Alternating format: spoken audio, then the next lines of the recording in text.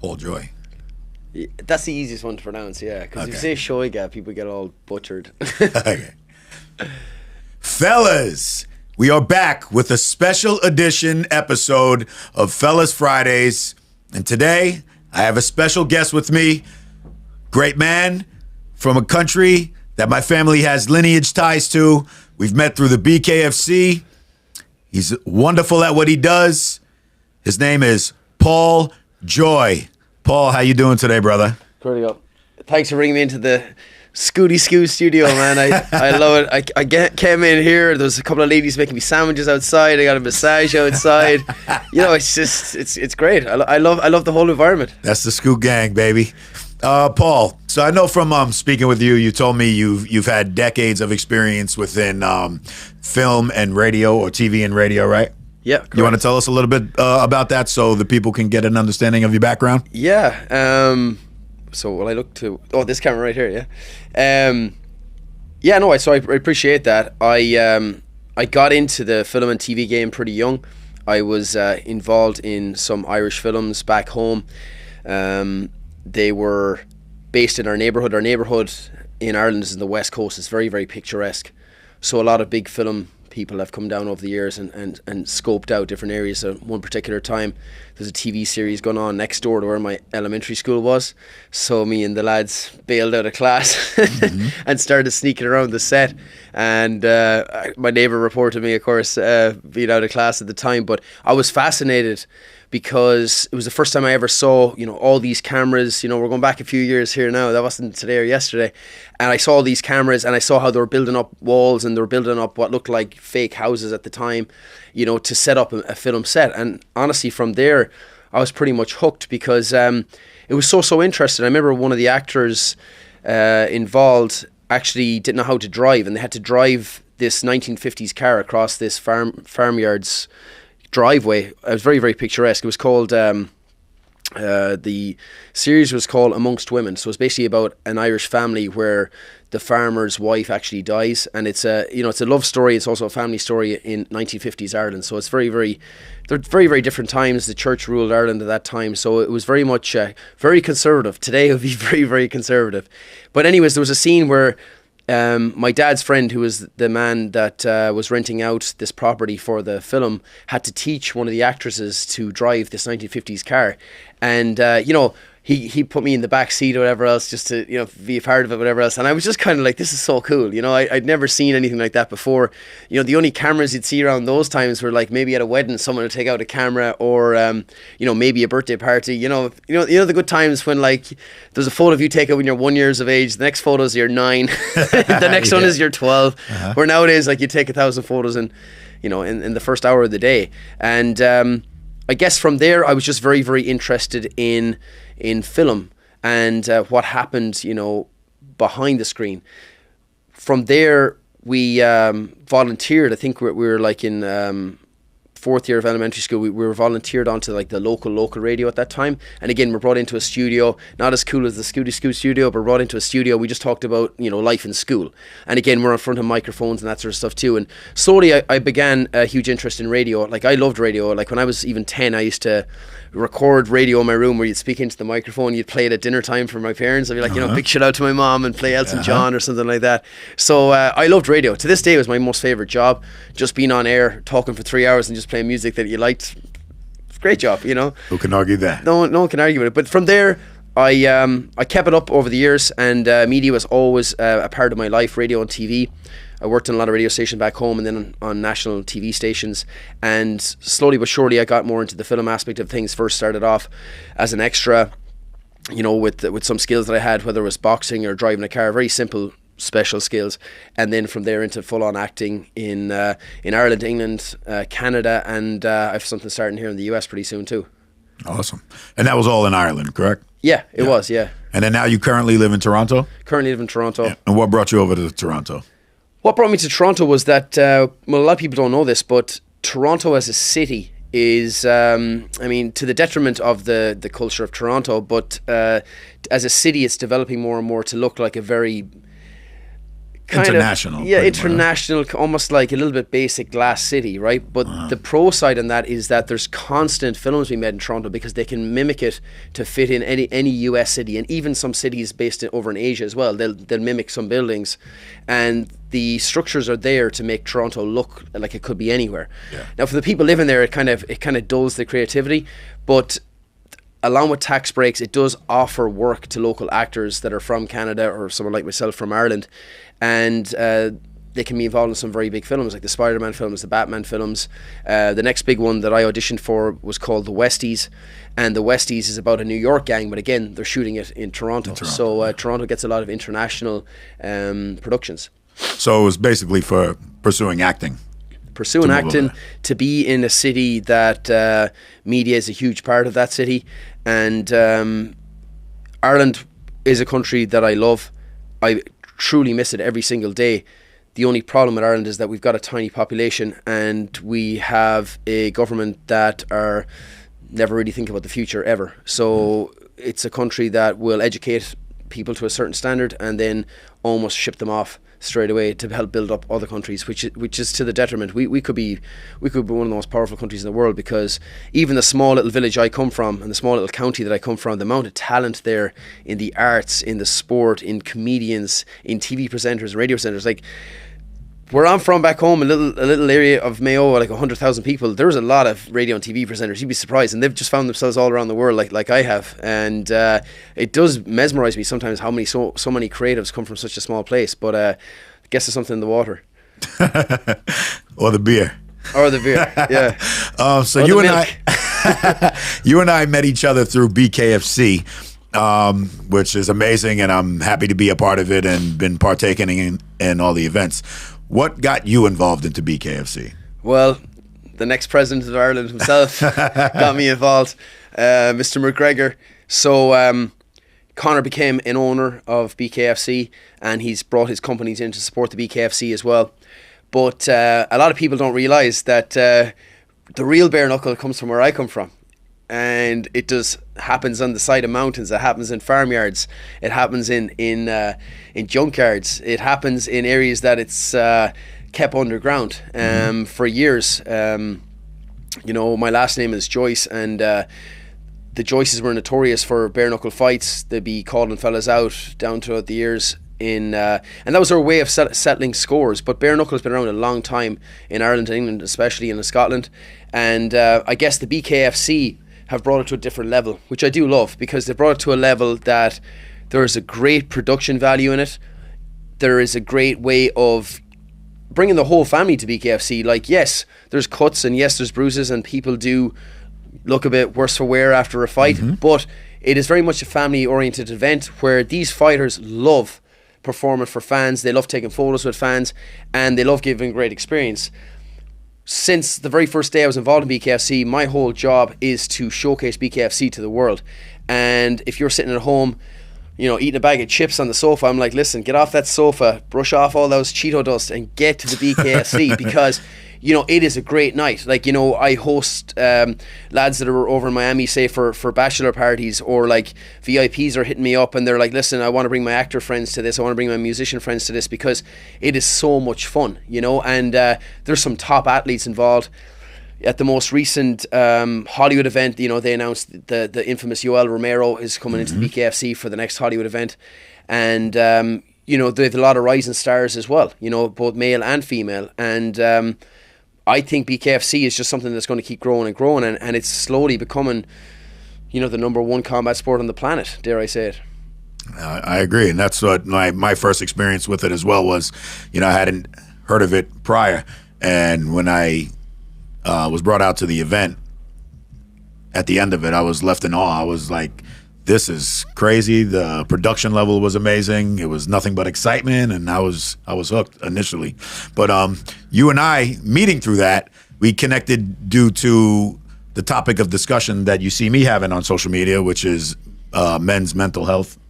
And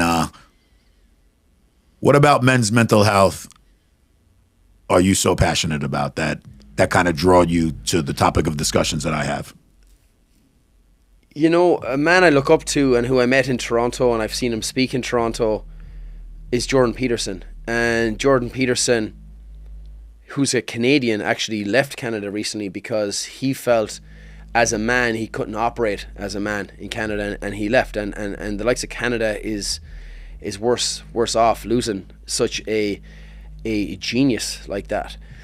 His famous quote is that most men live a life of quiet desperation, and I would almost say half it's not even quiet desperation. Half it is that men are just looking for a way to talk to people, and they're looking for a way to express some items that's going on that's they're struggling with. And how are we supposed to have this toolbox of being able to solve your problems, you know? Where are you supposed to learn this sort of stuff?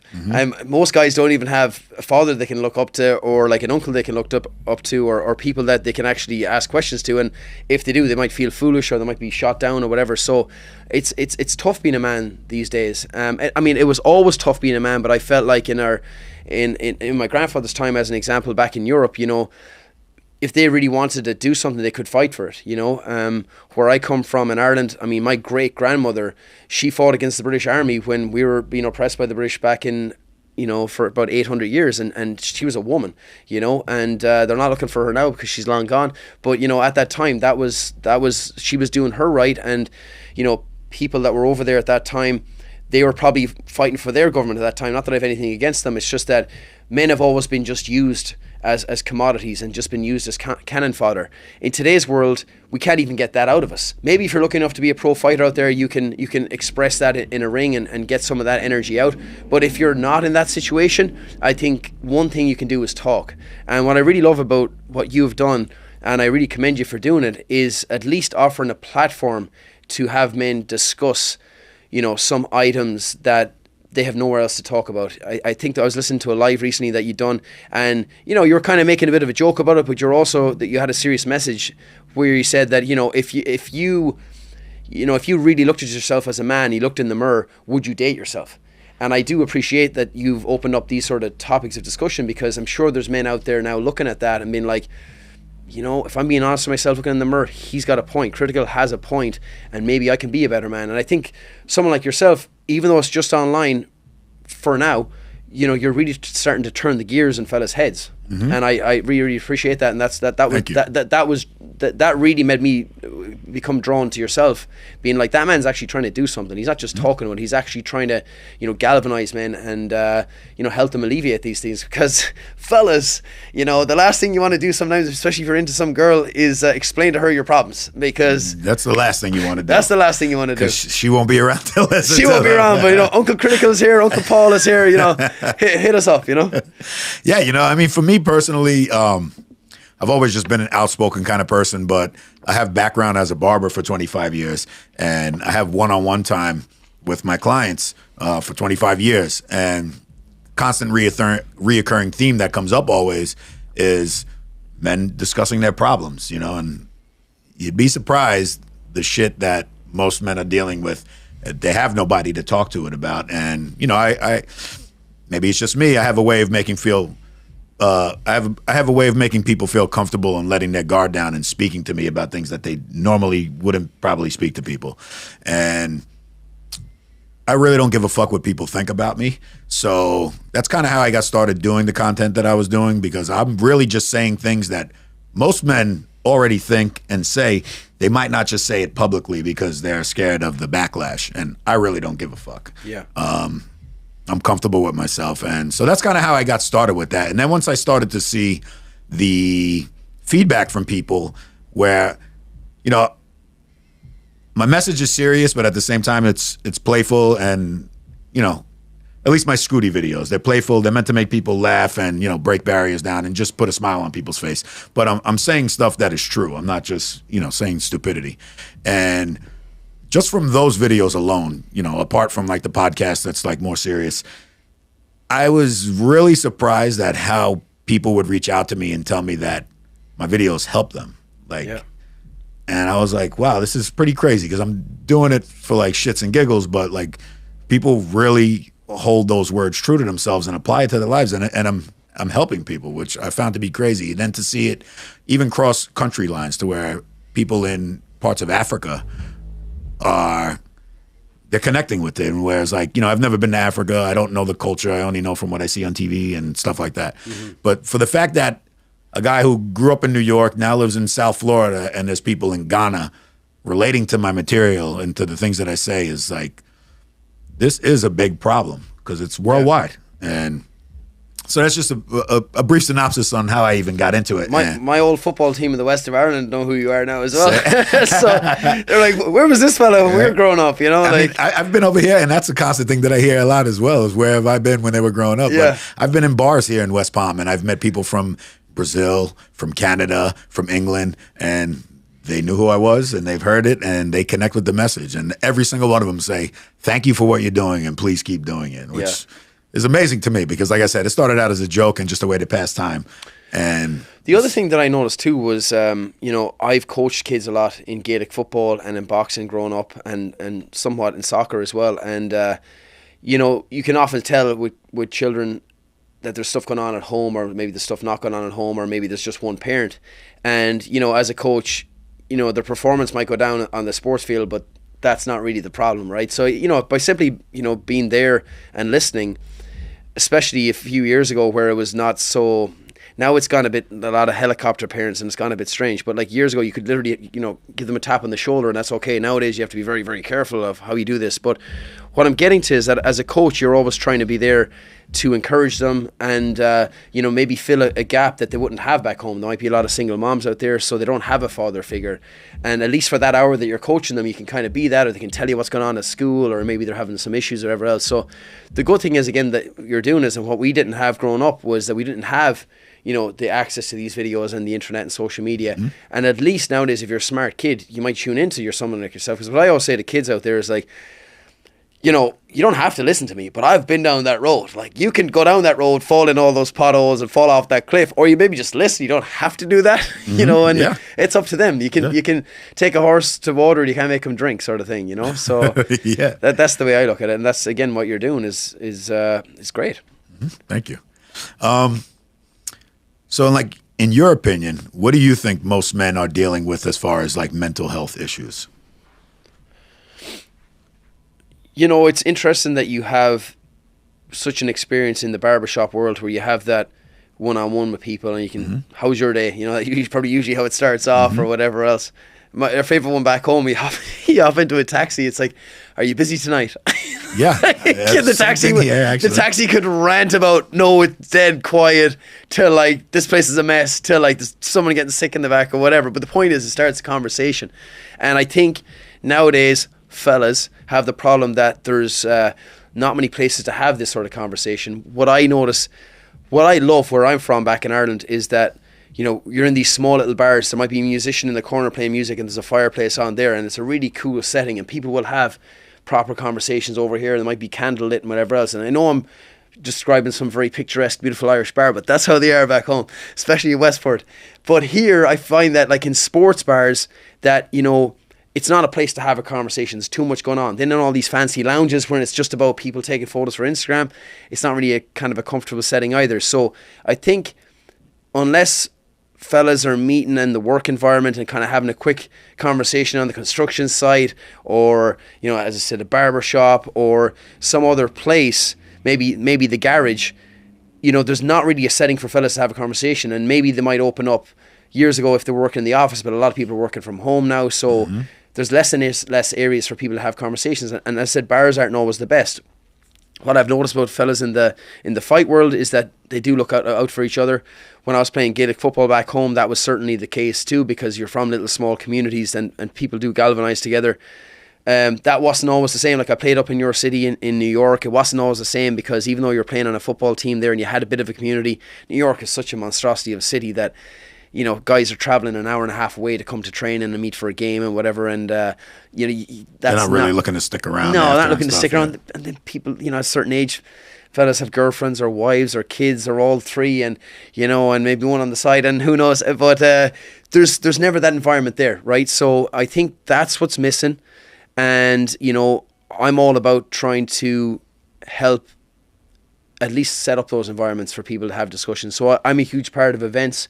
I've been involved in events my whole life basically. But like, there's a lot of events happening now that are focused around this side of things, where people can actually, you know, they might talk about sport and about fashion or something like that, but ultimately it's a place that people can actually, you know, build meaningful connections and meaningful relationships, and I think that's what will help men going forward.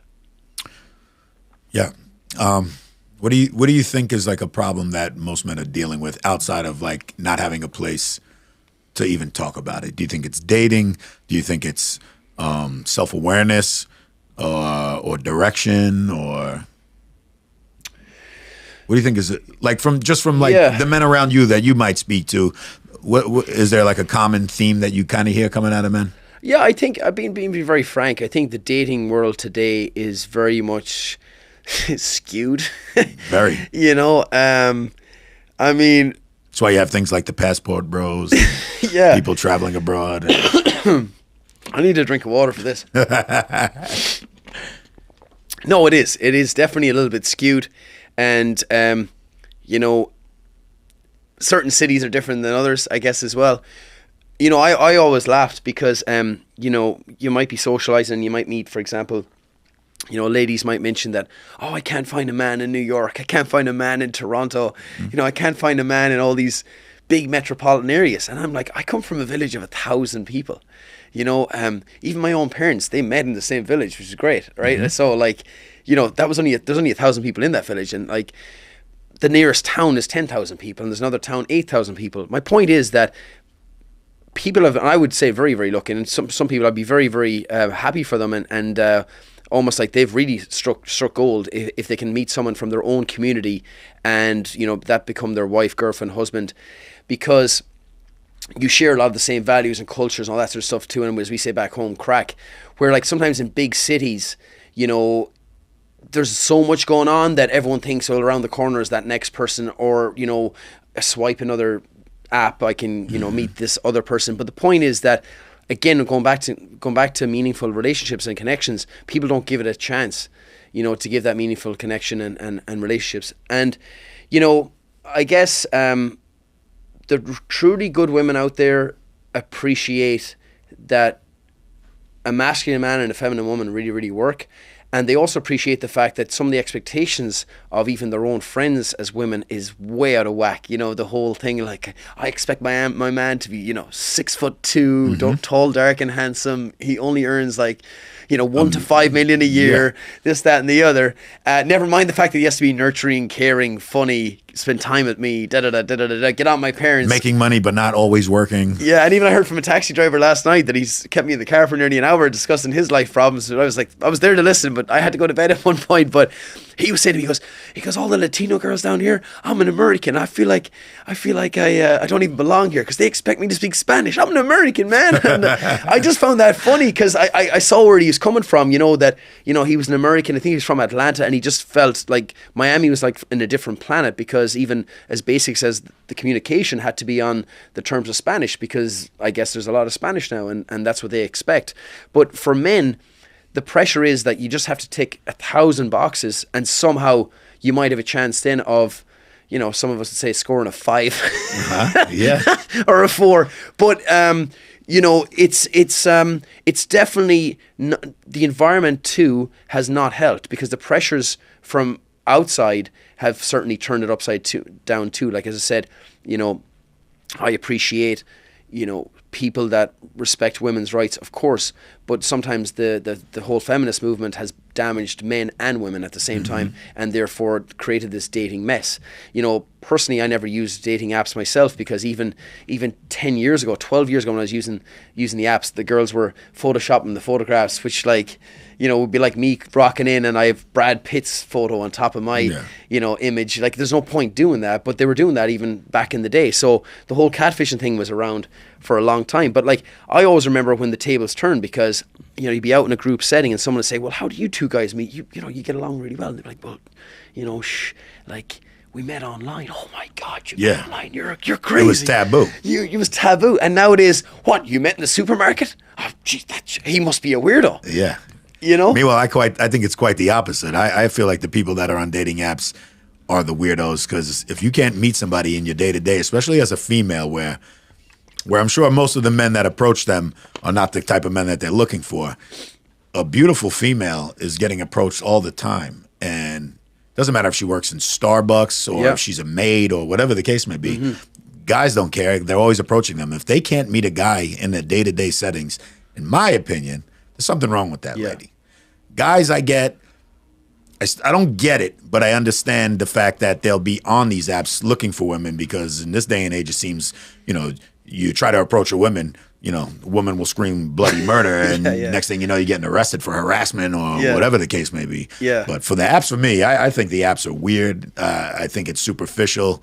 I feel like you have to meet people off of connection and energy, and not of bio and I'm liberal and I'm a he, her, or whatever the fuck they are. Yeah.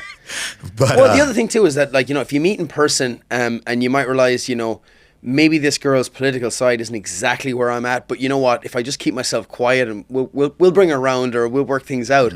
But if it's on an app and the first thing you see is some of this, outspoken stuff, you're just turned off anyways, and you just kind of let her go off to her life of rearing cats.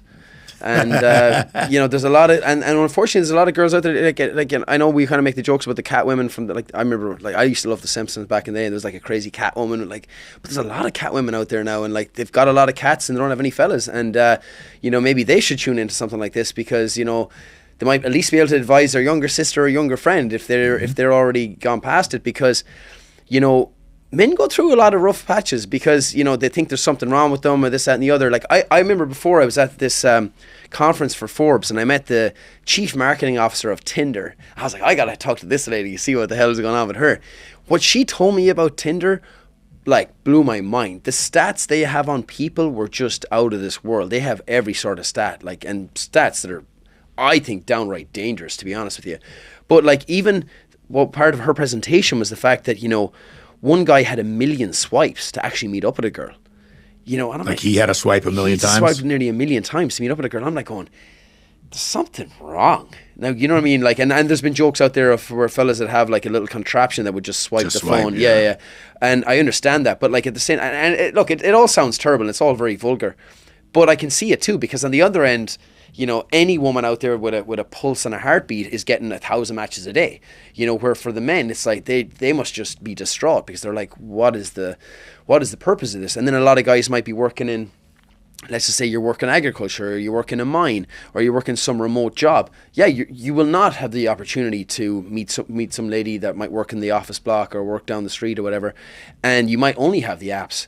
And I feel sorry for guys like that. I really, really do, because that goes back to the Jordan Peterson quote, that is a life of quite desperation. And then is there any wonder why guys, might hit the bars pretty hard when they get the opportunity, But the dating world is definitely skewed, and,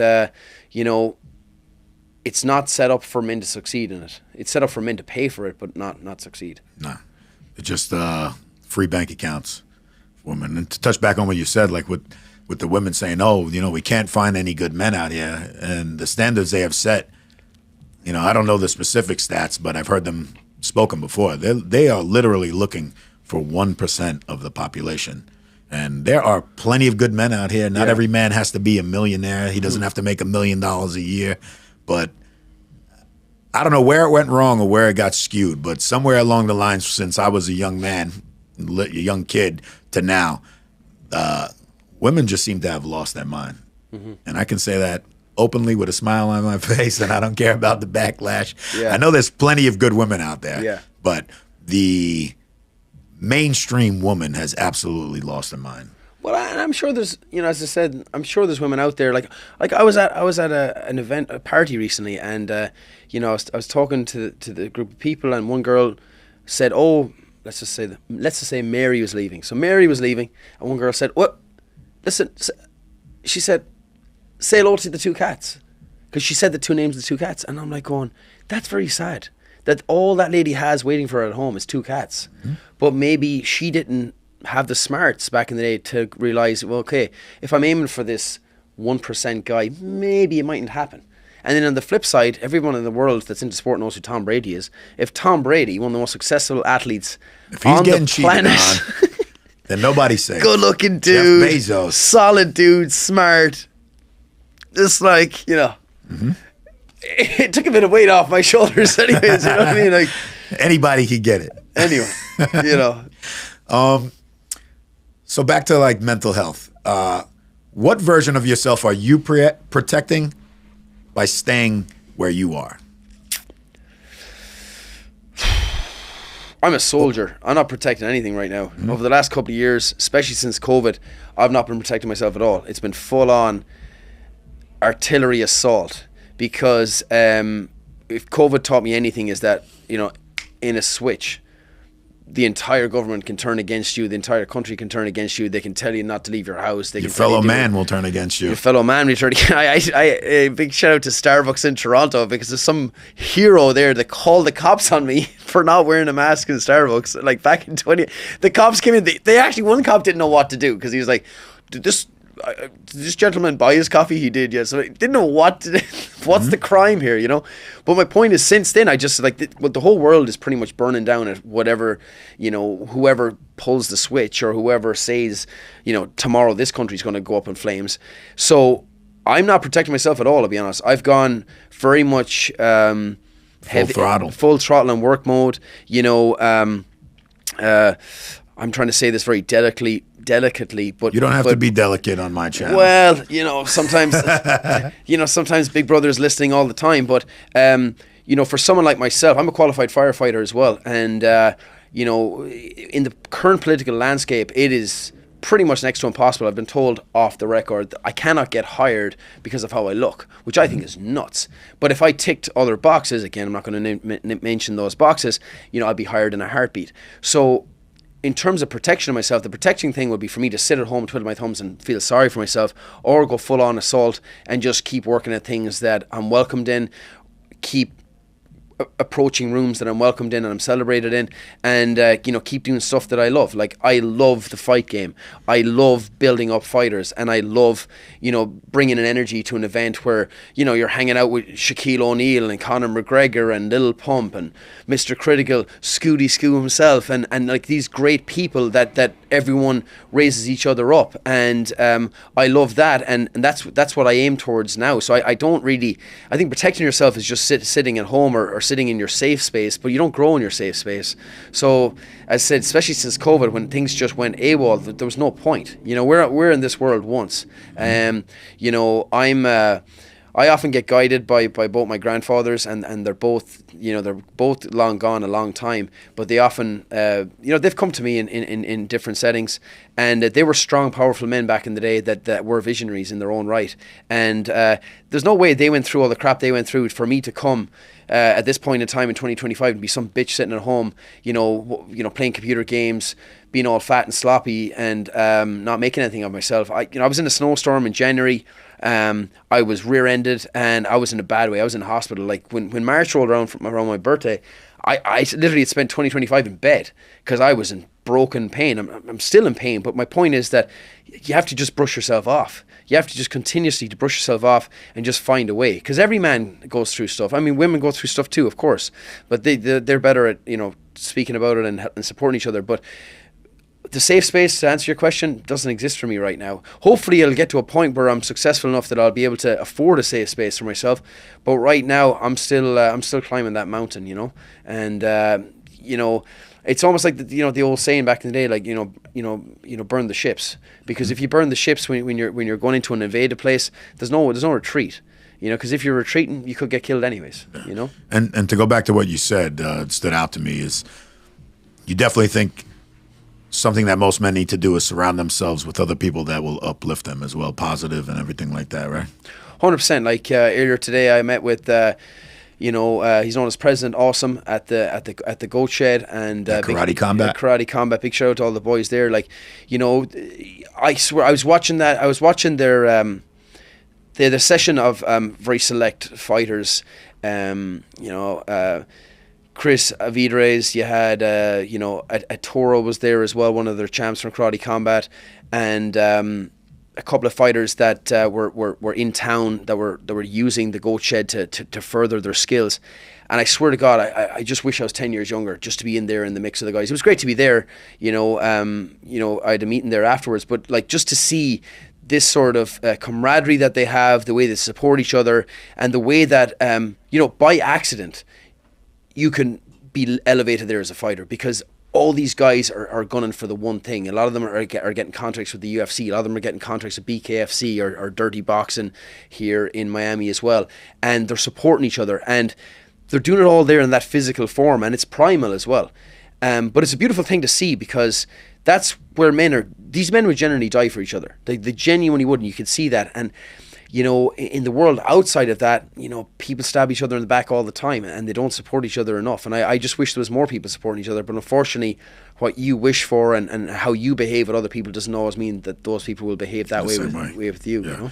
And I think a lot of people actually waste their time waiting on and relying on their family or friend circle to support them, when I think people need to really just follow what they want to do and get out there and find the people who like what they do that will support them. Oh, 100%. 100%. And getting back to, us, getting to know each other through the BKFC, same with those guys there. There's champions from all over the world now. They have a lot of British champions and Italian champions.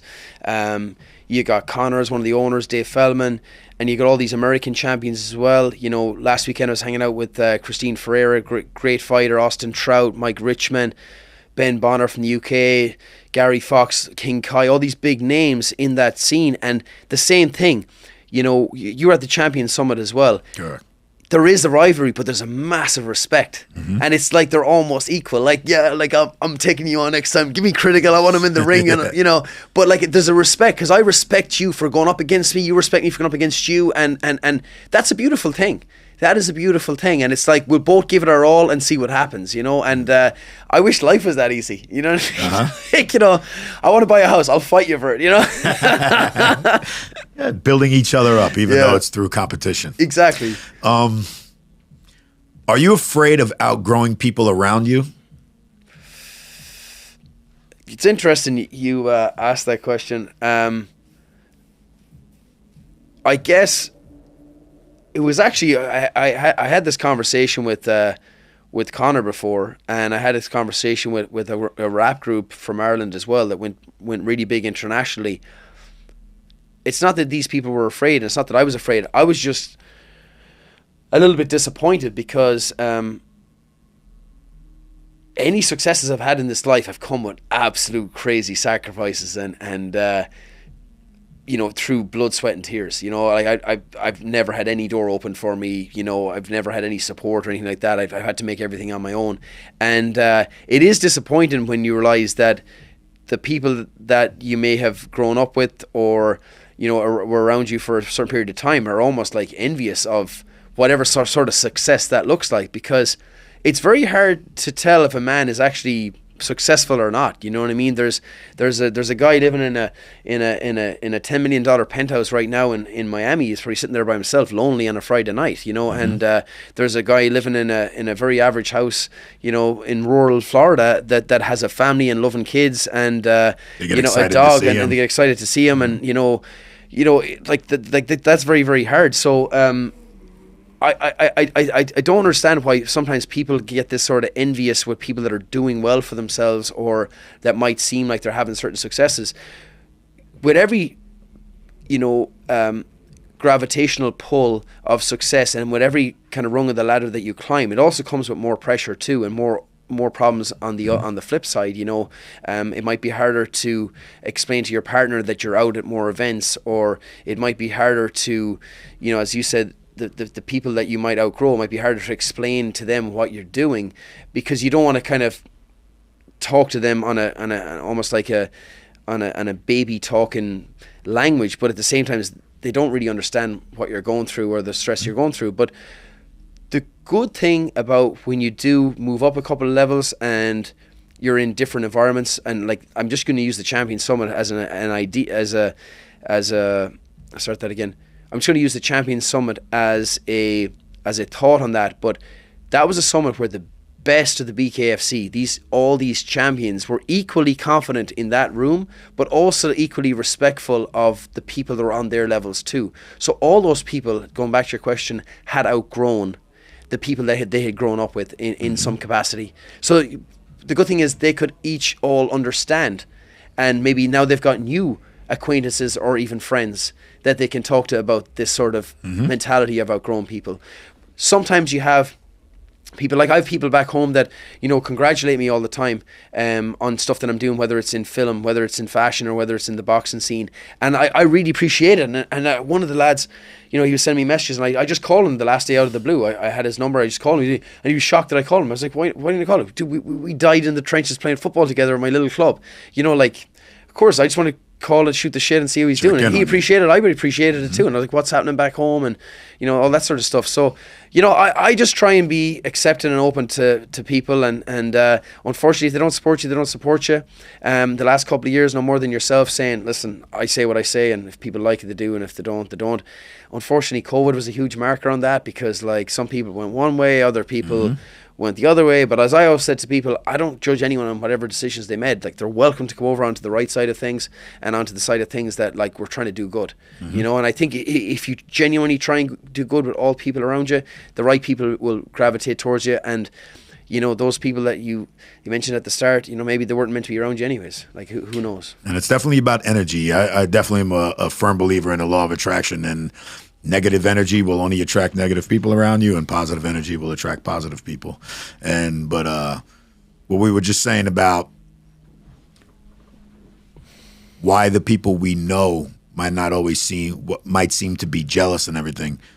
In my personal experience, it always seems to go back to people probably seeing a bit of themselves in you because they grew up around you. Right. And maybe they had things in life that they wanted to do, but maybe they just never had the balls to actually do it. And seeing you do things that maybe they wanted to do or something similar makes them have to take a real hard look in the mirror and see that, you know, they didn't give the effort.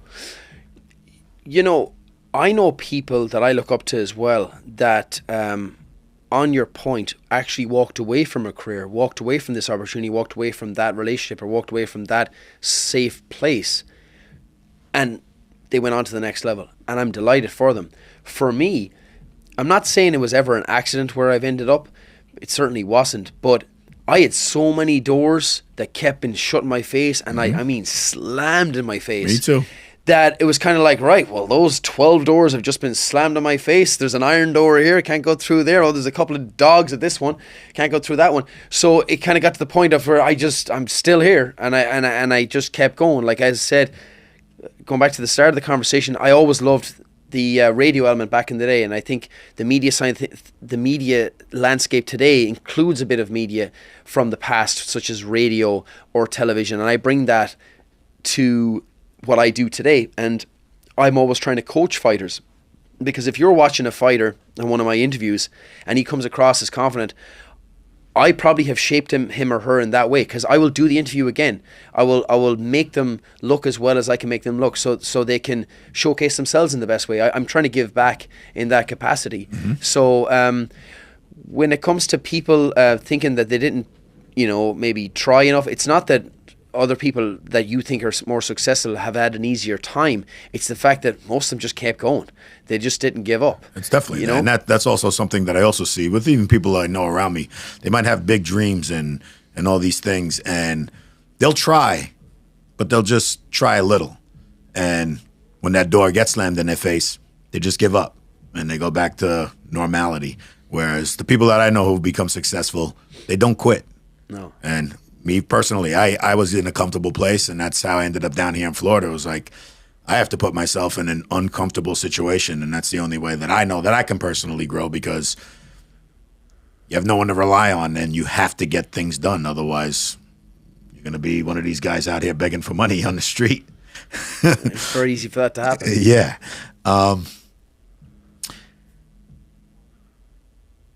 Do you think you have friends that challenge you or keep you comfortable? Or going back to what we just said on, have you kind of gotten away from that space of people and you just surround yourself with the people that kind of lift you up? Or do you still have some people that you feel might, I don't want to say limit you or hold you back, but they're definitely not boosting you? Do you keep them around, or do you kind of just separate yourself from those people? You know, again, that's a tough question, because sometimes it's not always easy.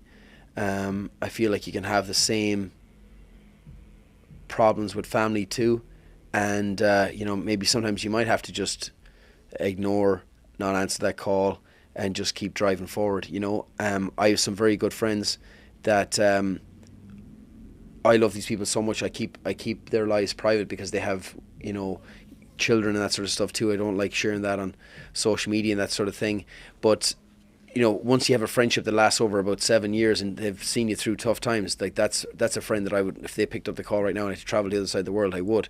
But not everyone is good at receiving that sort of love back. But the ones that do, I certainly repay them in spades. The ones that don't, it's been difficult, but like you just have to like shake it off.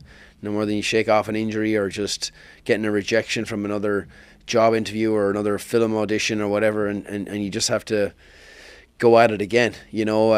I'm going back to Canada to be a corner man for a friend of mine who, he's from my little village back home, and we played Gaelic football together, and he focused more on boxing in recent years and he became a pro boxer. But me and him have actually had this conversation earlier this week because he's coming out to Canada for a title fight, and he likes confining me now because he understands what he went through a couple of years ago, becoming a big name in a small town.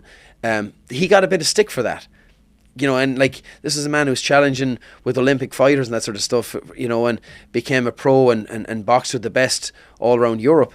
And like, he's getting a bit of stick for that. Like, it's silly. But now, we and him talk about it as men, and I'm doing whatever I can to hopefully help him get a win in Canada with this title fight, and then also to give my experience on what other fighters are going through from what I've learned, whether it's through the MMA guys or the boxing guys or the karate guys, and explaining like you're not alone, and try and put him onto the level of people that I know now that are in the management, they're in the agencies, that are sponsors, they're interested in help supporting his career going forward. So if you can get by some of these bumps along the way, it does flatten out for a while too. It might dip again, and it might give you another mountain. But like, I'm always trying to pull people up. Like, I'm trying to pull people up when I'm not even there myself. I'm like, I'll carry it, and sometimes I do a bit too much, or I'm like, I'm carrying too much. But I don't know, that's the way I am. I think I get that from my grandmother. But it's just try and do good, and I think if you try and do good, no one can really say much to you. No. And honestly, at the end of the day, it doesn't really matter what anybody says to you or what they say about you, because it's your life. It's all going on in your head. And what anybody says or thinks about you really should have zero impact on your life, because it's your life. They're not living it, and it really shouldn't change the way you think. Usually I end all my interviews with this similar question, and I think it's an important question because, like we both know, there are a lot of men who are in dark places, and sometimes all they need to hear is the right thing and the right way. In your opinion, what would you say for a man who is feeling lost or maybe feels like they can't continue? What's the type of advice you would give to a man like that could send them off into the right direction and get their life headed in the right place?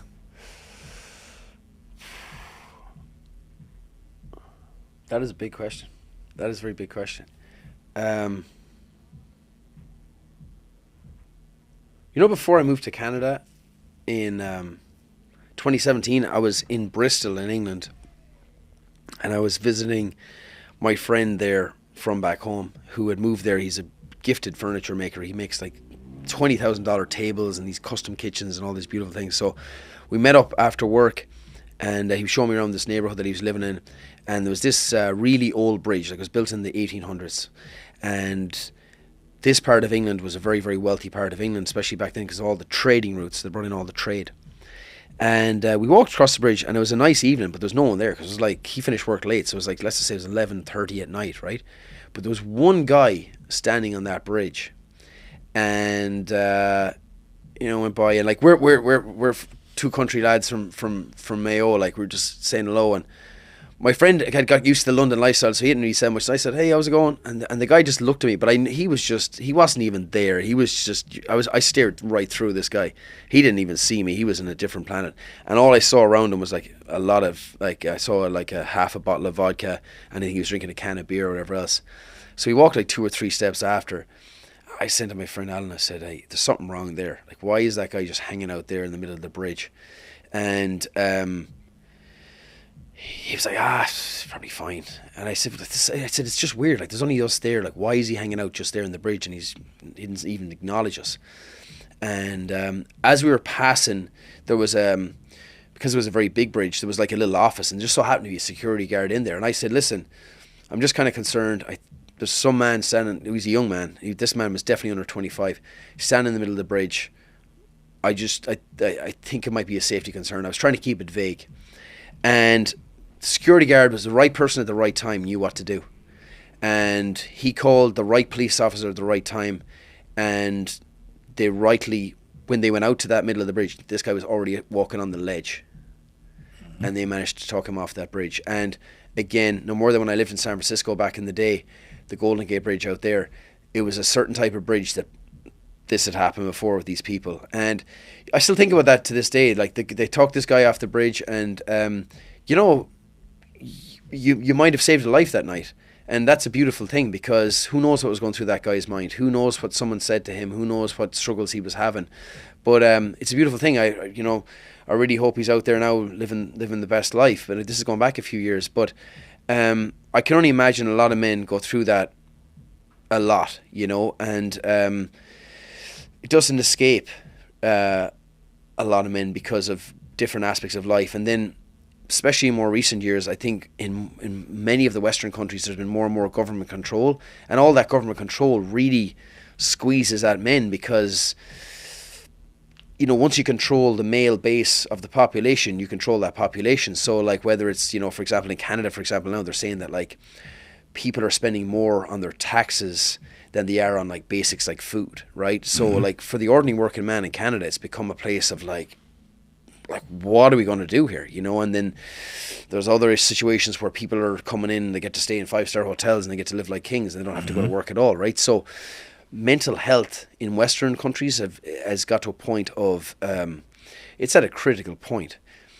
And your question was like, what is there to do if a man is feeling in that bad of a situation? Like, honest to God, like, from my own experience, is just not to panic. Like, it took me a few years to actually partake in this, but simple things like listening to the right sort of calming music, doing meditation. If you're drinking alcohol, you got to cut that down a lot, or ideally quit. If you're eating garbage food, you got to cut that out completely. Like, if you're going to the likes of McDonald's and these places to eat, you're wasting your time as a man. You're just becoming more of a bitch, you know what I mean? Because you're not giving yourself nutrients. So there's a lot of ways of looking at your environment and just seeing, maybe I can improve at least the way I'm thinking clearly. You might still have these pressures, but if you can think a bit more clearly, you can handle these pressures better. And, like, there's nothing wrong with, if you have to take a day off and, do, walk in nature, if you're down here in this beautiful part of the world of Florida, go for a swim or just look after yourself for a day. There's nothing wrong with that. And come back the next day stronger, because going back to the athlete mindset, athletes don't train at 100 miles an hour every single day.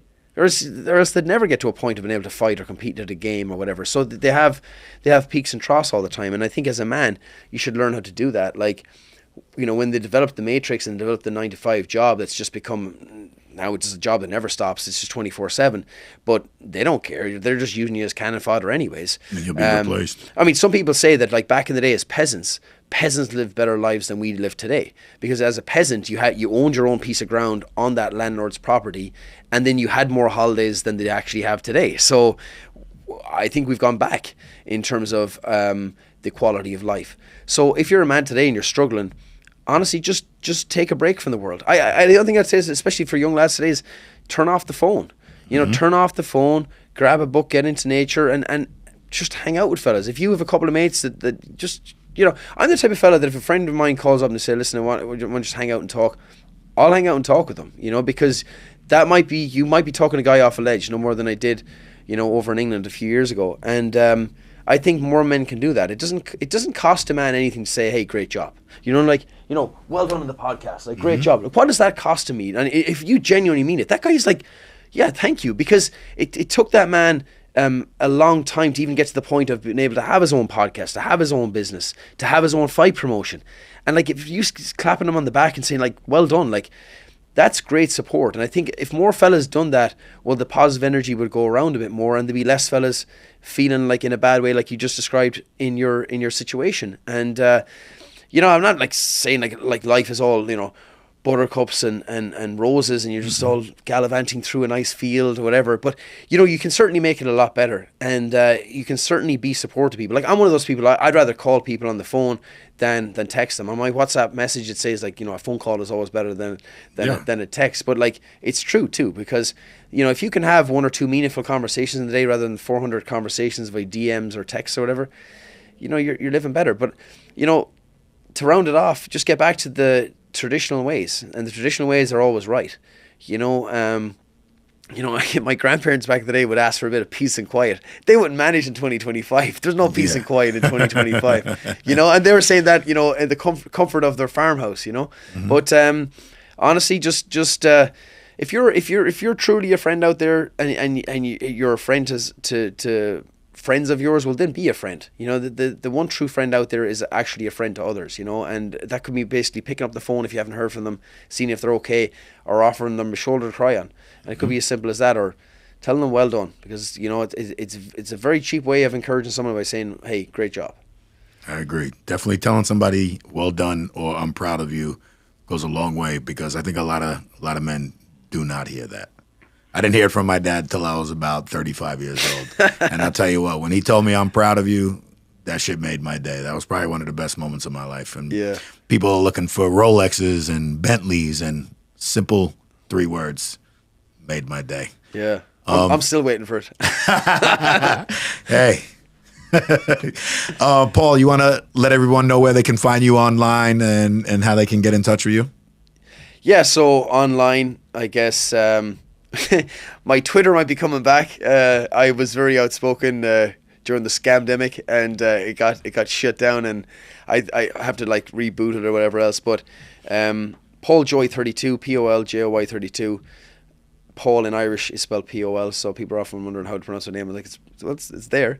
But and then Chupacabra TV is where we cover all of the fight nights, and have a lot of good fight content with there. Chupacabra is a like a mythical beast from Latin America, and it's pretty cool. But it's very much embedded in the fight culture, and I do want to say go out my agate for these absolutely spectacular shades, Mr. Scooty Scoop, because Scooty Shades, ScootyShades.com. Guys, I do like I would consider myself someone who's put some effort into how I dress, and like these Scooty shades, they're called the Noras. I picked the Noras because I can see through them really well when I'm interviewing people, but also my grandmother was called Nora.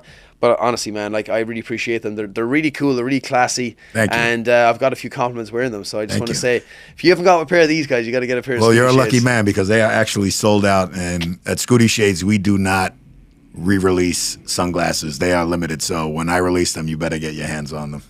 Well, that's why I appreciate them even more. Paul, now. thank you so much for joining us. Cheers. This has been a special, my Irish cousin, Pol Joy, special edition episode, Fellas Fridays. Scoot Gang, stand up. Scooty! Scooty Scoot! That was great. Likewise. Thank you. I didn't even have to fuck